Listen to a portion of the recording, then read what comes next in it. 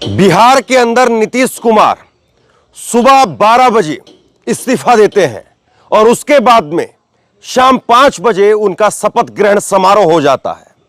जबकि झारखंड के अंदर मुख्यमंत्री हेमंत सोरेन ने इस्तीफा दिया कल शाम को और अब शाम होने जा रही है, करीब करीब 24 घंटे का वक्त बीतने जा रहा है, लेकिन अभी तक नए मुख्यमंत्री को शपथ नहीं दिलवाई गई। तो सवाल यह उठता है और इस सवाल का जिक्र मैंने कल भी किया था, क्या झारखंड के अंदर राष्ट्रपति शासन लागू करने की तैयारी हो रही है? बिहार में किस तरह से महज कुछ ही घंटों में इस्तीफे के बाद नई सरकार का गठन हो गया, क्योंकि वहां पर नीतीश कुमार और बीजेपी दोनों को पलटी मारते हुए एक साथ सरकार बनानी थी। लेकिन झारखंड के अंदर हेमंत सोरेन, जिन्होंने अपना इस्तीफा दिया गिरफ्तारी से पहले, और हेमंत सोरेन ने एक लेटर के जरिए अपने तमाम विधायकों का समर्थन चंपई सोरेन को दे दिया और कहा कि अब यही नए मुख्यमंत्री होंगे, लेकिन अभी तक उनकी शपथ नहीं हो रही है। और कल देर शाम जब यह खबर मैंने आपको बताई थी, तो उस वक्त भी मैंने कहा था कि राजभवन के बाहर जेएमएम के विधायक मौजूद हैं और जेएमएम के विधायक लगातार इस बात पर अड़े हुए थे कि नए मुख्यमंत्री को शपथ दिलवाई जाए, लेकिन नए मुख्यमंत्री को शपथ नहीं दिलवाई गई। और अब इसको लेकर के सुप्रीम कोर्ट के वकील अभिषेक मनु सिंघवी, कांग्रेस के नेता, उन्होंने सामने आकर के कहा है कि क्या वाकई राष्ट्रपति शासन लगवाना चाहती है झारखंड के अंदर बीजेपी और इसीलिए यह सारा खेल किया जा रहा है, या फिर जेएमएम के विधायकों के ऊपर यह प्रेशर बनाया जा रहा है कि वो कांग्रेस छोड़ करके बीजेपी के साथ में आ जाएं। दल बदल करवाने की यह तैयारी चल रही है और यह मामला सुप्रीम कोर्ट में भी चला गया है। सुप्रीम कोर्ट में इस मामले को लेकर के अब कल सुबह 10 बजे सुनवाई होनी है, लेकिन उससे पहले क्या मुख्यमंत्री की शपथ हो पाएगी? सबसे बड़ा सवाल यही है। हेमंत सोरेन, उन्होंने अपनी गिरफ्तारी से पहले कल रात 11 बजे एक वीडियो जारी किया और रात 11 बजे एक वीडियो जारी करके मुख्यमंत्री हेमंत सोरेन ने सीधे तौर पर साफ साफ लफ्जों में कह दिया कि समझौते की भीख नहीं मांगूंगा, गिरफ्तारी देने के लिए तैयार हूं। मैं आपको सुनाऊंगा हेमंत सोरेन ने क्या कहा और अभिषेक मनु सिंघवी वो क्या कह रहे हैं और किस तरह से इसको लेकर के सवाल खड़े हो रहे हैं। लेकिन इससे पहले कुछ तस्वीरें देख लीजिए। तस्वीर सबसे पहले आप ये देखिए, हेमंत सोरेन मुस्कुराते हुए नजर आ रहे हैं। गिरफ्तारी का डर नहीं है, इस्तीफा देने का खौफ नहीं है, और हेमंत सोरेन यहां पर विधायक दल की बैठक के अंदर मुस्कुराते हुए नजर आ रहे हैं। ये दो तस्वीरें ये बताने के लिए काफी है कि कुर्सी पर सामने हेमंत सोरेन मुस्कुरा रहे हैं और उनके सामने उनके मंत्री और विधायक बैठे हुए हैं। कांग्रेस इसको लेकर के सीधे तौर पर जेएमएम के साथ में अपना समर्थन, अपना सपोर्ट वो दिखा रही है कि हम बिना शर्त जेएमएम के साथ हैं और चंपई सोरेन अगर नए मुख्यमंत्री बनते हैं तो उनका स्वागत है। अब उसके बाद में दूसरी तस्वीर देखिए, हेमंत सोरेन वो राज्यपाल को अपना इस्तीफा सौंप रहे हैं। ये तस्वीर आप देख रहे हैं, राज्यपाल को उन्होंने इस्तीफा सौंपा और यहां पर भी चंपई सोरेन हेमंत सोरेन के ठीक बगल में खड़े हुए नजर आ रहे हैं। यानी सब कुछ तय करके किया गया, लेकिन उसके बावजूद अभी तक नए मुख्यमंत्री की शपथ नहीं हो पाई है।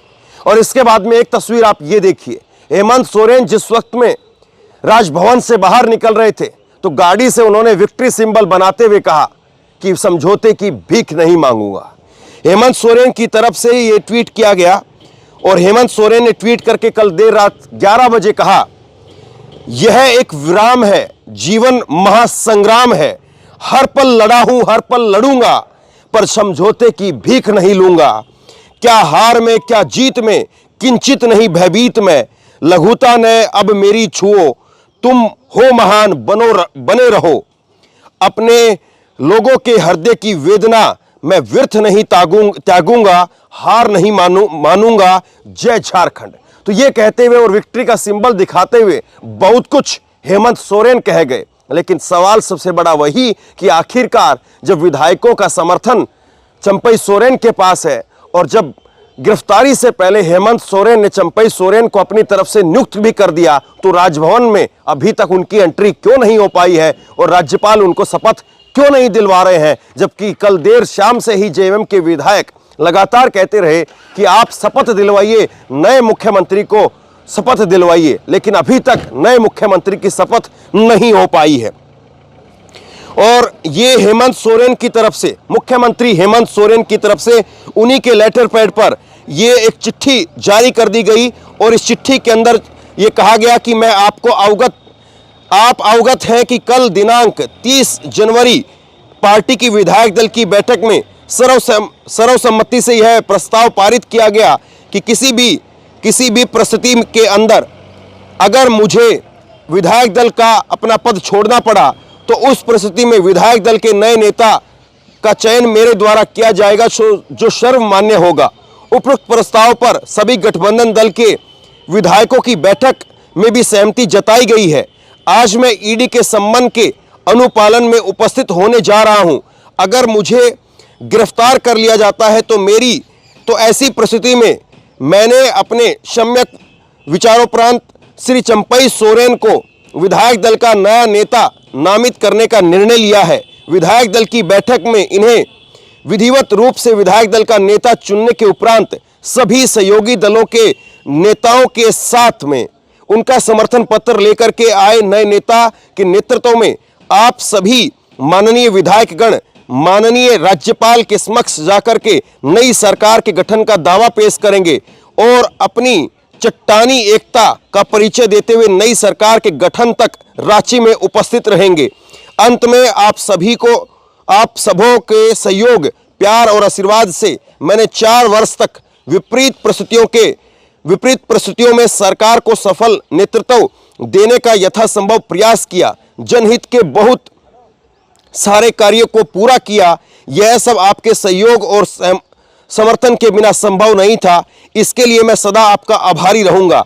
चलते चलते ये भी अनुरोध करना चाहता हूं कि आप सभी मेरी अनुपस्थिति में मेरे परिवार, मेरे पूजनीय पिता दिसोम गुरु श्री सुबे सोरेन और माता श्री, उनका स्वास्थ्य ठीक नहीं है, उनका भी ख्याल रखेंगे और छोटे भाई पर अपना स्नेह बनाए रखेंगे।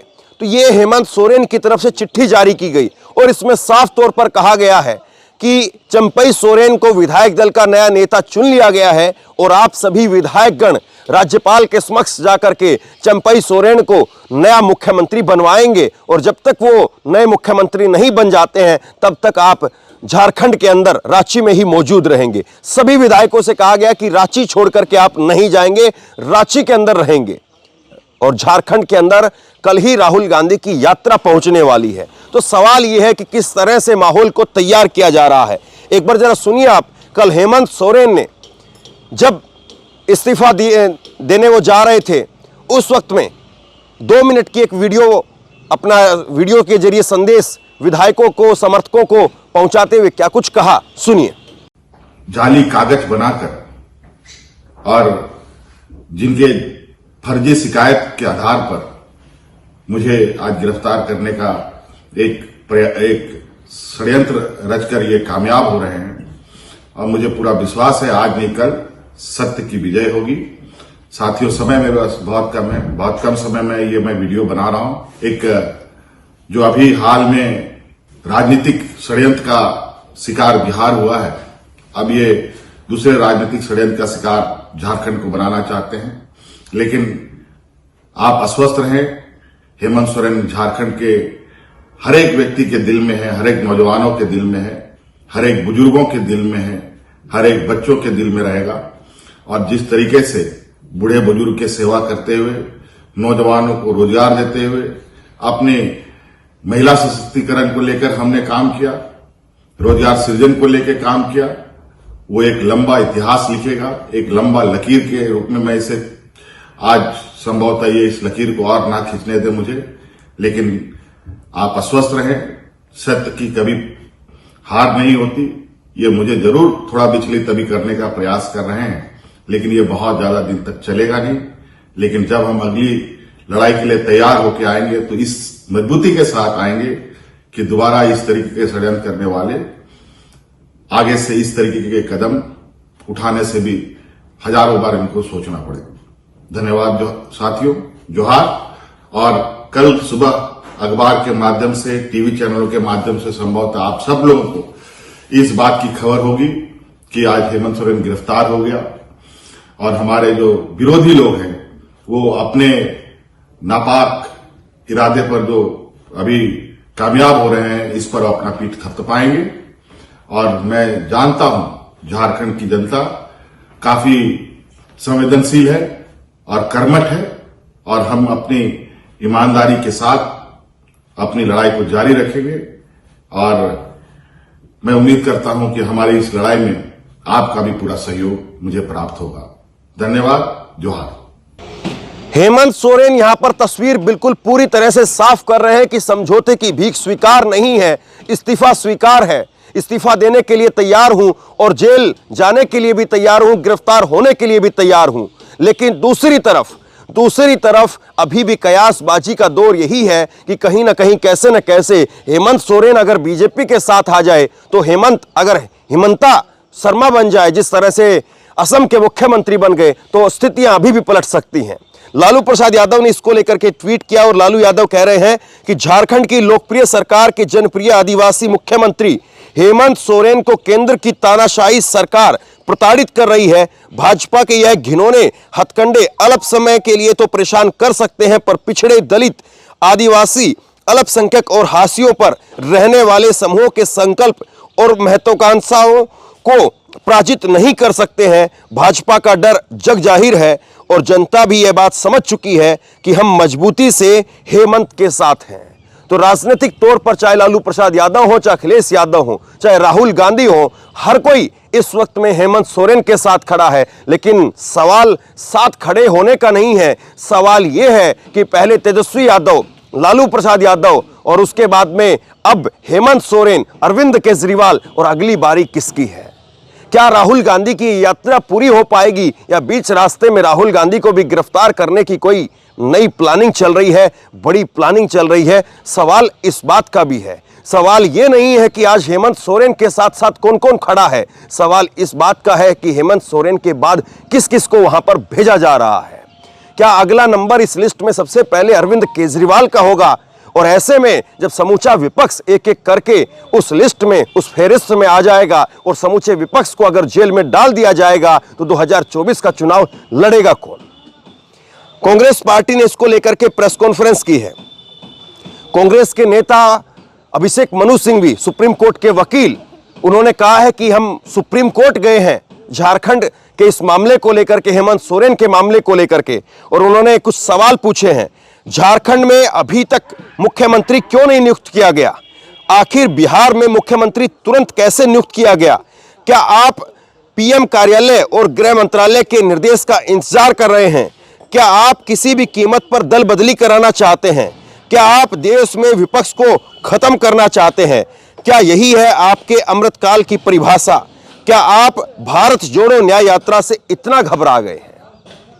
तो अमृतकाल की दुहाई यहां पर देते हुए विपक्ष सीधा सवाल यह पूछ रहा है कि अमृतकाल क्या ऐसा ही होता है जहां पर लोकतंत्र के नाम पर केवल और केवल सत्ता का तंत्र बचेगा, और जो विपक्ष में है वो या तो सत्ता के साथ में आ जाए, सत्ता के साथ में खड़ा हो जाए, वरना विपक्ष का फिर वही हाल होगा जो चाहेगी सत्ता पक्ष। तो ये सवाल पूछते हुए अभिषेक मनु सिंघवी ने क्या कुछ कहा है, एक बार सुनिए जरा। झारखंड के विषय में पूर्व मुख्यमंत्री हेमंत सोरेन के विषय में बहुत महत्वपूर्ण कानूनी, राजनीतिक मूल मुद्दे उठते हैं। पहली बात, मैं कानूनी पे कोई खास टिप्पणी नहीं करूंगा क्योंकि मैं खुद पेश होके आया हूं उच्चतम न्यायालय ने, जिन्होंने कल मामला निश्चित किया है, लगाया है कोर्ट में, तो इसलिए मैं उस विषय में बहुत कम, नहीं के बराबर बोलूंगा। लेकिन इसका जो राजनीतिक आयाम है वो पहले मैं आपको अवगत कराऊं। एक बहुत ही भद्दा, घिनौना, भर्त्सना योग्य और सब चीजें अगर आप भूल जाएं तो ये सर्वविदित है कि लगभग, मैं अप्रॉक्सीमेट दे रहा हूं, 48, 48 या 47 का बहुमत सरकार को है वहां पर, सत्तारूढ़ पार्टी को। 48 मान ले, 47 मान ले, कोई फर्क नहीं पड़ता। सब कुछ मान ले विपक्ष की तरफ पे झारखंड में तो 32 है, 31 है, 33 है, कुछ भी मान ले फिगर, कोई फर्क नहीं पड़ता वहां। अब जब कल वाले जो मुख्यमंत्री हैं जिन्होंने बाद में इस्तीफा दिया और जाके राज्यपाल के भवन में औपचारिक रूप से कहा और उसके बाद सूची दी गई, और सूची के अलावा सर्वविदित है, सबको पता है कि ये बहुमत है 48 या 47 का, तो मेरा पहला मूल प्रश्न है कि गणतंत्र लोकतंत्र में आज हम 12 बजे 11:30 बजे यहाँ खड़े हैं, माननीय राज्यपाल जी ने अभी तक क्यों नहीं नियुक्त किया मुख्यमंत्री? क्यों नहीं किया? ये देश जनता जनार्दन पूछ रही है आपसे। एक बड़ा सरल प्रश्न है और इसका उत्तर है सत्तारूढ़ पार्टी केंद्र और विपक्ष पार्टी झारखंड का सन्नाटा। दूसरा प्रश्न, झारखंड से बिहार कितना दूर है? बॉर्डर्स जुड़ते हैं, लगते हैं, उसी प्रदेश का बाद में बना था झारखंड। बिहार में जब अभी हुआ माननीय नीतीश बाबू के साथ, माननीय पलटू कुमार जी के साथ, तो कितनी जल्दी आपने राज्यपाल जी ने वापस एक मुख्यमंत्री नियुक्त किया? कितना समय लगा था? चंद मिनट, चंद क्षण। ये आपके सामने एक प्रमाण, प्रत्यक्ष प्रमाण, एक हफ्ते भी नहीं हुआ उस बात को। नंबर 3, आप इंतजार क्यों कर रहे हैं? माननीय प्रधानमंत्री के ऑफिस और गृह मंत्रालय से इंस्ट्रक्शंस के इंतजार कर रहे हैं? आप ये इंतजार कर रहे हैं? और ये चौथा एक प्रश्न है बहुत महत्वपूर्ण कि किस प्रकार से येन प्रकारेण, कुछ भी करके, अंग्रेजी में कहावत है हुक और by crook, more by crook and less by hook, आप दलबदली करवाएंगे? आप 47 और 33 के आंकड़े को बदल के कुछ और करेंगे? वैसे देश को इसमें बिल्कुल भी आश्चर्य नहीं होगा, क्योंकि सबसे सुप्रसिद्ध विश्व में, भारत में नहीं विश्व में, अखिल भारतीय स्तर पे जो विश्वविद्यालय बनाया गया है बीजेपी द्वारा, वहाँ सिर्फ 2 डिग्रीज दी जाती हैं, एक पीएचडी और एक पोस्ट डॉक्टरल। पीएचडी और पोस्ट डॉक्टरल दी जाती है बहुमत की सरकारों को गिराना कैसे और अल्पमत के लोगों को के द्वारा सरकार बनाना कैसे। तो क्या आप उस विश्वविद्यालय की शोध और पोस्ट डॉक्टरल शोध का इस्तेमाल करने के लिए समय खरीद रहे हैं माननीय राज्यपाल के जरिए? नंबर 5, या फिर आप राष्ट्रपति शासन की बात कर रहे हैं? कुछ भी हो जाए, इस देश में कोई विपक्ष की सरकार, कोई राजनीतिक रंग जो भगवा के अलावा हो, वो रहना नहीं चाहिए।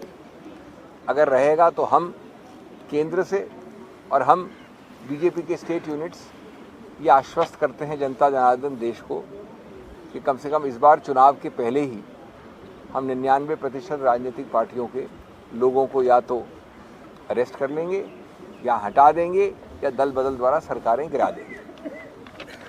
आज 75वें वर्ष, आप हर दिन इतने भाषण देते हैं अमृतकाल के, उस अमृतकाल की परिभाषा आपने उस न्यू इंडिया, नवी इंडिया की परिभाषा ये कर दी है, गौरवशाली विश्व का सबसे बड़ा गणतांत्रिक देश। और 7वां, क्या आप इतना घबरा गए हैं उस सुनामी जिसका नाम है भारत जोड़ो न्याय यात्रा, कि आपके पुराने सुप्रसिद्ध तौर तरीके षड्यंत्र द्वारा सरकारें गिराने की और ज़्यादा अधिक गति और दिशा पकड़ लिए हैं?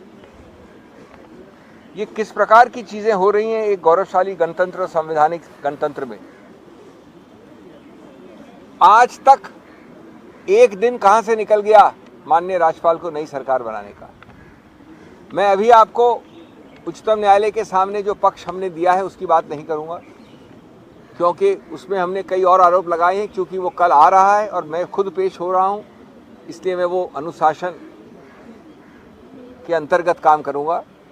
उसमें और कई चीज़ें कही गई हैं, तो सिर्फ ग्राउंड्स बोल रहा हूं मैं, कोई उसके बारे में, निर्णय के बारे में नहीं बोल रहा हूं। किस प्रकार कल माननीय उच्च न्यायालय ने इतनी जल्दी आदेश दिया 8 और 9 बजे के बीच में कि आज वो मामला लिस्ट हो, और 9 बजे किस प्रकार हमारे वकीलों ने ईडी को इसका इंटीमेशन दिया, सूचना दी और उसके बाद 10 बजे कोई व्यक्ति जाता है राज्यपाल के घर में और वहाँ पर आप अरेस्ट कर लेते हो उसको, ये बात जानने के बाद कि आज मामला लगा है।